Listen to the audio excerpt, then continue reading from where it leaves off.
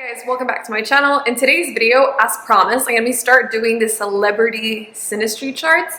So if you don't know what a synastry is, remember that that is just a chart comparison between two people's natal charts in order to see the potential of the relationship or what kind of relationship two people are having, and you do that by comparing the charts and seeing what kind of interaction is going on between the planets. If you don't really know what that is and you want to learn a little bit more, I made another video called Synastry, What's Really There, and you could check that video out first before you look at this one. So in today's video, as you probably already know, I'm going to be looking at the charts of Ariana Grande and Mac Miller, and there's a very specific reason as to why I'm starting with that.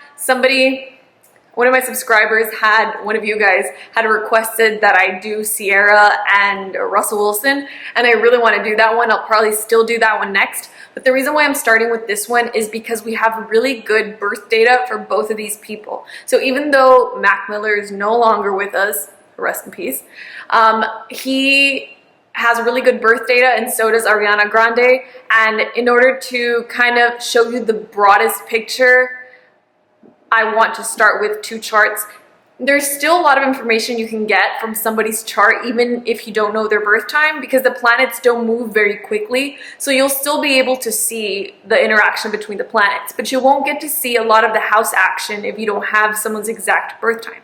So that's why I wanted to start with somebody who had a known birth time. And in case you didn't know this, the best way to get a really accurate chart from a celebrity is to go to astro.com, because they use the Rodin rating system, and that's something that you can see in the top little box. I'm going to be inserting information like up here so that you guys can see what I'm talking about. So look at Mac Miller's chart here. What you could see is that it has all of his information, and right here to the right you can see where it says Rodin rating, and it's a double A rating. That's the highest rating that you could get. So you really want to be working with data that is accurate, right? So there's a lot of purported birth times for celebrities, and they're going to be wrong. So you want to make sure that you're starting off from a good place if you want to learn what's going on in the life of a celebrity. And I always say that they're really useful when it comes to learning about astrology and actually seeing it in practice. Okay, so enough about that. Let's get right into the synastry. So I'm going to be popping up Ariana Grande's chart. And I will say that whenever you start doing a synastry, the most important thing to look at first is the potential for relationships that a person is having in their own chart. So you don't just start off right off the bat and being like, oh, look, their Venuses are conjunct, that means they're going to get married. Well, no, that's not always the case. What if the one singular person, what if their chart is not configured in a way that they would even want to get married? So why would you be like, oh, that means they're getting married, if one person doesn't really want that? So that's a really important thing to look at and to remember whenever you're doing a synastry or you're doing it for yourself. Look at the potential that you have for relationships, and the way you do that is by looking at the ruler of your descendant. That's why it's really important that you know your exact birth time. So remember that your ascendant is the sign that was rising the moment of your birth. So the descendant is the house that is directly opposite the ascendant. And that descendant for Ariana Grande, she is a 20 degrees rising Capricorn, and her descendant is actually 20 degrees in Cancer. So what you do next is to look at the potential for relationships, is you look at what sign and what house her moon is in, because the moon rules the sign of the descendant. Remember, her descendant is in Cancer and the moon rules Cancer. So you look to the moon to see what's going on. So for her, the moon is in Libra. So what does that tell you already? Libra is a sign that is very much oriented towards relationships. So she's going to really want relationships, and her moon is in the 10th house, and the 10th house is the house of work and reputations. So pretty much just on the basics, Ariana Grande is really going to be looking towards a relationship that is going to be in the public eye, a relationship that is going to be balanced, you know, the moon in Libra, a balanced relationship with an equal that can really be displayed in her public life, so to speak. So that's Ariana Grande's basic, chart configuration for relationships, right? So you could go further. If I was actually doing this as if she was my client, I would go further into it. Like, look, you see the moon is conjunct Jupiter, so that does mean that she has a really big heart, and her potential for relationships is pretty good, because Jupiter expands whatever it touches, and for her, it's touching that sign of relationships, which is Libra, and that moon is conjunct that Jupiter of expansion, and that moon happens to rule her relationship house. So her potential for relationships is really big. It's very grande. So just right off the bat, she can pretty much get with whoever she wants, and she's going to be in the spotlight with that person. So I'm not going to go into Mac Miller's. If, like I said, if she was a client and I was looking at her chart, like, you know, if I was getting paid to do this, I would look at Mac Miller and kind of, let's do that really briefly. So Mac Miller's ascendant is actually in Aquarius. That means that his descendant is going to be in Leo, because it's always the sign that's opposite. So his potential for relationships, you have to look at his sun. So his sun was in the 12th house. So that was going to mean that his relationships were always going to have this element of compassion, or some psychological issues were going to be involved with his relationships, because the ruler of his descendant, the ruler of his relationship house, is found in the 12th house of the psyche, of compassion, of being alone, of seclusion, right? The 12th house, as we know, it's kind of a difficult house. It's not for everybody. And obviously it wasn't for Ariana, who wanted, you know, her relationship was something very prominent, and she wanted to be with an equal. Okay, so let's just see what else was going on. Right now, we already assessed basically really quickly what was going on in their own individual charts. So now let's look at what they were coming together to do. So what you do is you look at the chart, and you see there are key planets that you want to look at. You do want to look at the ruler of the descendant. So for her, it's going to be her moon. For him, it's going to be his sun. And this, what I'm showing you first, is the bi-wheel. So that's the two charts on top of each other. And also sometimes what I want to look at is the grid. The grid gives you a really quick, I'm going to put it up for you too. So here in the wheel, you could see and you could do all of this on astro.com. I'll be making another video probably soon to show you how you don't need a professional software. You could just use astro.com, and you just input your birth time and the person that you like, their birth time, and you could get a general understanding. So let's look at their key planets. So obviously, right off the bat, I like to look at Venus and Mars. Venus is our love nature. It is what we look for in relationships. It's the way that we relate to people, the things that we find lovely. It's what we look for in relationships. And Mars is the way that we go about getting these relationships. Not only that, but Mars is both Venus and Mars are related to our sexuality. And Mars has more to do with our aggressive energy, or lack thereof. And it's really kind of like the stuff that like gets us going, you know, that sort of thing. So we like to look at like the man's Mars and the woman's Mars, and the man's Venus and the woman's Venus, along with the moon and other planets. But let's start with Mars. So for him, his Mars was, they have really good Mars contacts. His Mars was squaring her moon. So that really masculine part of himself, his drive, what sign was his Mars in? His Mars is in Capricorn. His Mars is in Capricorn, exalted. Mars is exalted in Capricorn. That means that it is able to do its job very well when it's in Capricorn. However, for Mac Miller, his Mars was in the 12th house, so that does complicate matters a bit. So his Mars, his planet of sexuality, was coming into contact with her feelings. It was coming into contact with the very vulnerable part of herself. Her needs, her relationship needs were at a crossing point with his sexuality planet. So that might have created a bit of tension between them, a little bit of problems with, maybe he had a tendency to say things that maybe hurt her feelings or put her off in a sense, and made her a little bit touchy. But nonetheless, you really like to see relationships where there is a lot of activity between a person's Mars and the other person's planets too, because that does create a lot of attraction for whatever reason. Like Mars likes to poke and likes to fight, and the moon like kind of likes to like be like, oh no, don't hurt me, don't touch me, but do, you know, that's that whole sort of thing. They like kind of flirt with each other. So you really want to see one person's masculine planets flirting with another person's feminine planets. And the other way around. Also, the masculine planets talking to each other is also good. So his Mars, and you like to look at the aspects that are closest in degree. You start with those. And because I'm showing you so many aspects, I'm really just going to stick to the ones that are at 0 degrees, because if not, this video will be forever. So if you could see this chart and you could see how many aspects are involved, that's how you know like how come astrologers charge so much for synastry, because you really have to look at 2 charts and then interpret all of the aspects between them.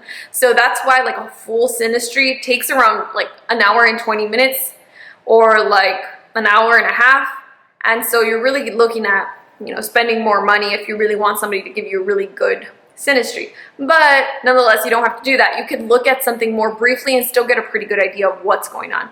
So his Mars is squaring her moon. His Mars is opposite her sun. So her sun is in Cancer and his Mars is in Capricorn. So that means that there was some little bit of competitive edge between them. So the way that she expressed herself, the way that she was, kind of, you know, he didn't like the way that she was, but he was also attracted to it. So like maybe her sensitivity, maybe the fact that she was very sensitive and emotional and demonstrative. He was tough in Capricorn, and he was just like don't be so tough, but also, I mean, so he was probably like, oh, don't be such a baby, don't be such a whiny baby, but at the same time he was like, oh, I love you, my whiny baby. That kind of dynamic where they don't like each other but they do, kind of like a love-hate relationship situation going on. And then you have his Mars squaring her Jupiter. So her planet of expansion was being squared by his planet of sexuality and drive. Their Mars is trine each other. That means that their sexuality worked really well, because whenever you have a trine, that means that things work very easily. Things just work. So that means that their sex drives, basically, and their sexual natures, really, like, there was no, like, they didn't have to adjust to each other. Things just worked very well. So that's really good. What else is another thing? Then we look at his Venus, and his Venus is actually, there's not a lot going on between his Venus and her planets. And let's look at her Venus. Her Venus trined his Mercury. So there was an enjoyment between, conversation between them. She liked to talk to him. Her Venus was trined by his Uranus. So she thought that he was fun. She liked that he, like, the part of him that was rebellious and that thought outside of the box and that was original. She liked that about him. And those things worked well together between them. The Venus and Neptune. Okay, so remember this. Whenever a planet of yours touches somebody's Neptune, that means that you can't see that aspect of them clearly. So to her, like, romantically, he seemed like perfect and ideal for whatever reason. So Neptune has this tendency to kind of erase everything else that's going on. So let's just say somebody's Neptune is touching your Venus, like in her situation. They could have had a whole bunch of other negative things going on, but because her love nature was being kind of bedazzled or confused by his Neptune, then she might have just ignored other things that were red flags. And that's something that is really useful to see in synastry, because you're able to see, like, hey, am I seeing this person clearly? Like, are they really too good to be true? Or, like, what is going on? And when you see that you have an important Neptune contact, then you're just like, I really have to think about this. That's not to say that a person, that a relationship with Neptune contacts is bad, or that they're tricking you, or that it's all an illusion, but you do want to see it balanced by more realistic things. And, like, realistic things really tend to be surrounded with, like, Saturn and Jupiter. So Jupiter is your values, and Saturn is your sense of structure and your sense of responsibility and duties. So relationships aren't just love and romance and everything being perfect. A lot of the reasons why people stay married is because of duty. They have this duty to be together and to be committed to each other. Commitment is a Saturn thing. Commitment is not a Neptune thing.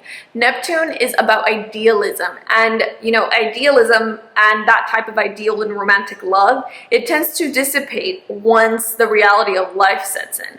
So let's just say that Neptune is more like, oh, I love you so much, you're perfect, but then you gain 20 pounds and the person's like, I don't know about all of that, you know? And Saturn is more like, I love you because you are a real person. I love you because you're real. And if you gain 20 pounds, like, man, like, you're looking a little thick, but I still love you. You know, that's the difference between Saturn love and Neptune love. I like to say that real love is being with your partner through, like, chemotherapy, or going through the loss of a loved one, the loss of a parent. That is when you're able to see whether somebody really loves you, if they're able to stand by you through difficulties. That's real love, in my opinion, and not necessarily what you see in, like, TVs, you know, in Hollywood. Hollywood is all about Neptune. Man, I really went on a rant. So let's look at what their Saturn was going on. So for her and him, her moon was being trined by Saturn. And really, when you have moon and Saturn going on, the person with the Saturn could be a little bit severe, a little bit harsh for the other person's feelings and needs and vulnerabilities. But if you're going to have a Saturn aspect, a trine is not so bad, because remember that a trine is supportive and it creates ease between two people. So this was like, he supported her, kind of maybe gave her a little bit of tough love, but was able to be there for her in her emotional needs. Her moon's in Libra, so that works. So that's a little bit of the action between the planets. Now let's look at the houses, because houses are also really important.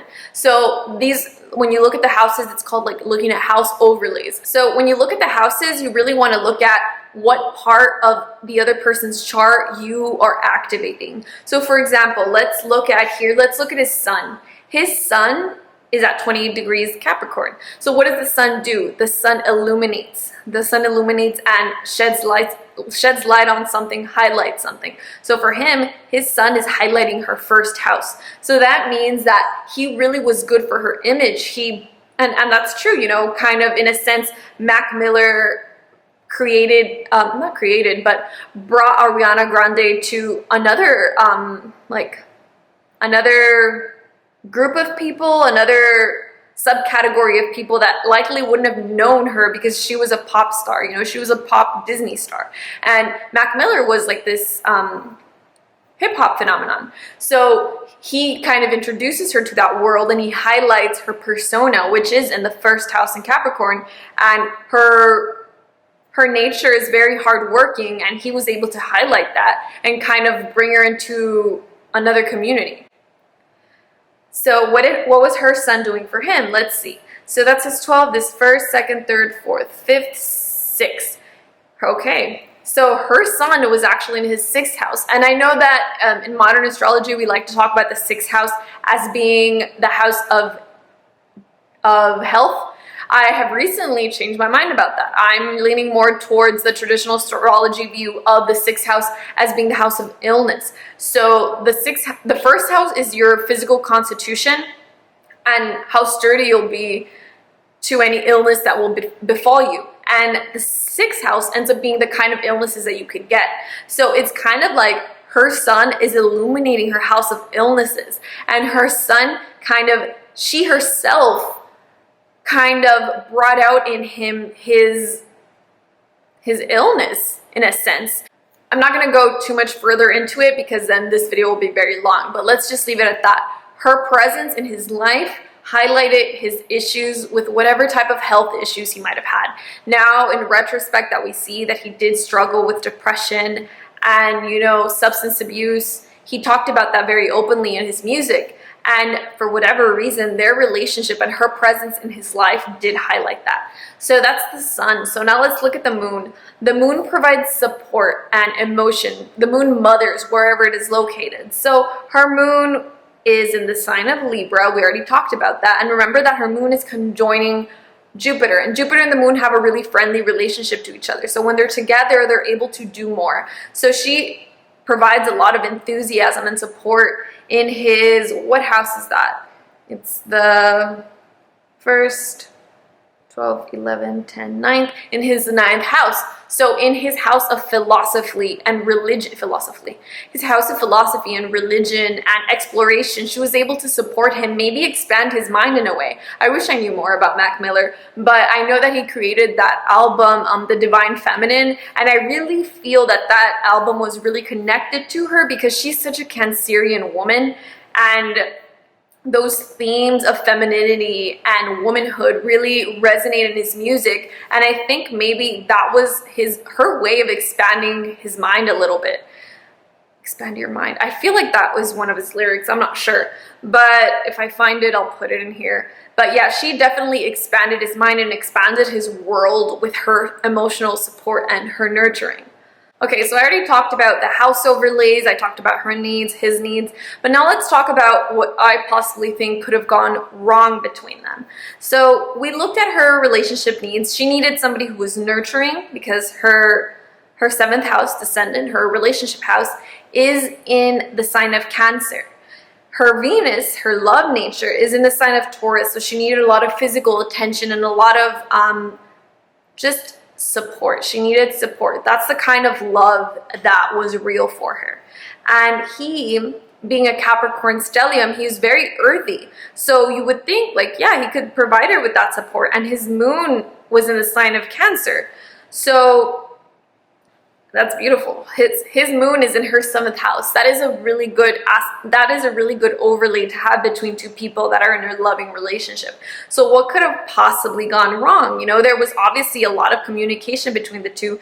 Her Mercury is conjunct his moon, so there was a lot of supportive emotional communication between the two. They had a great relationship. So what could have possibly gone wrong? So the only thing that I could see, and also another thing that is really beautiful, his Venus is in Sagittarius. She doesn't have any Sagittarius in her chart, but she does have that Jupiter conjunct the moon. So that does make her moon a little bit Sagittarian. So whenever you have a relationship between two people, you look at the kind of energies that one person is looking for, and you try to see if the other person has that energy in some form of way. So let's just say you have somebody who has like that Venus in Sagittarius. Well, her off, just like by looking at her, you're like, no, she doesn't have anything in Sagittarius. Like, well, how could he possibly like her? Like, let's just say you thought of it as simply as that. Well, who rules Sagittarius? Well, it's Jupiter. And if you look at it, her moon is being aspected by Jupiter in a really important way. So that does give her some Sagittarian element to who she is. So you don't just want to look at the signs, you kind of want to dig a little bit further, because obviously these two people really liked each other. And it was because they were able to give each other the kind of energy that they were looking for. So what didn't work out, right? I think from my perspective, with her ascendant being in Capricorn ascendants really have a really straightforward view of the world. Like, things are very black and white, and it's just like you're either hardworking or you're not. You are here for business or you're not. And he had a Capricorn stellium. Look how many planets he has in Capricorn. So he was very Capricorn. That should work. But all his Capricorn energy was in the 12th house. And as we know, the 12th house is the house of untapped potential. Even though he was extremely successful, he's a freaking genius, rising Aquarius, the mask of the genius. So he was extremely successful, but people with 12th house planets, and I will say that as a 12th houser myself, we could kind of be a little bit low vibe sometimes. And for somebody with a rising Capricorn, which I understand fully, being a rising Capricorn, that 12th house vibe just doesn't fit in with our idea of success. And success is something that is very important for Capricorn rising people, which she is. So I think that might have been the issue. And Capricorn rising people have a very negative view of drugs. And over time, I've changed my position and view on drugs over the years, because I now have a more compassionate understanding of why people choose to do drugs. But when I was younger, I was extremely negative towards people who did drugs, and I just could not understand how somebody could like damage their life in that way. So I think that a lot of her, as she said this herself, like we don't know very much about the relationship, but it does seem like she was dissatisfied with the fact that he consumed drugs. And that for a Capricorn rising, that does seem like taking the easy way out. So I feel that it was her rising Capricorn just wouldn't let her allow that as her partner. Because remember that she really has that need for that 10th house, really public, positive image of her relationship. That's going to be very important for her. So that's the video, guys. That's what was going on with their synastry. If you like this video, make sure you give me a thumbs up so I can know that you want to see other celebrity videos, and that Sierra one and Russell Wilson is coming up next. And I just wanted to open with one that we had really accurate birth data so that we can look at all of the elements of it and really show you what synastry can do. This is just one method of relationship comparison charts. There are other kinds. Oh yeah, and if you think these longer videos are okay, make sure you write in the comments that you're okay with longer videos, because sometimes I'm afraid to go on, and I'm just like, I have to cut myself off. So if you're okay with longer videos, make sure you write that in the comments. I'm okay with longer videos. I want to see synastries. And yeah, that's it for today, guys. Make sure you, if you're not subscribed, subscribe to my channel. I put out astrology videos every single week, and I hope you liked it. I'll see you in the next one.